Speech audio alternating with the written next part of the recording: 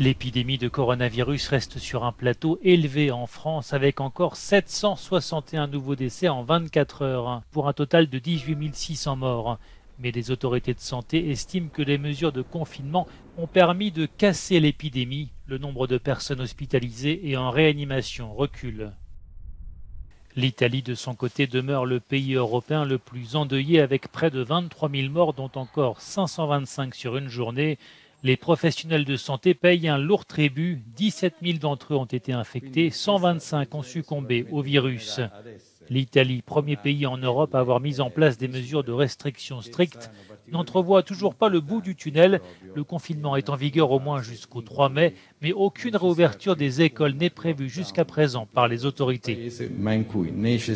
Une fois le confinement levé, nous devrons maintenir des règles strictes de distanciation sociale, insiste le directeur du département des maladies infectieuses.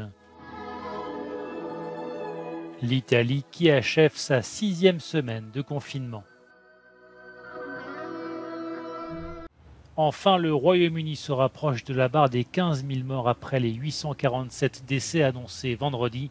Le gouvernement britannique intensifie les efforts pour qu'un vaccin soit disponible le plus rapidement possible, peut-être dès l'automne selon les scénarios les plus optimistes. Les autorités britanniques étendent également les tests de dépistage et promettent davantage de blouses de protection pour le personnel soignant.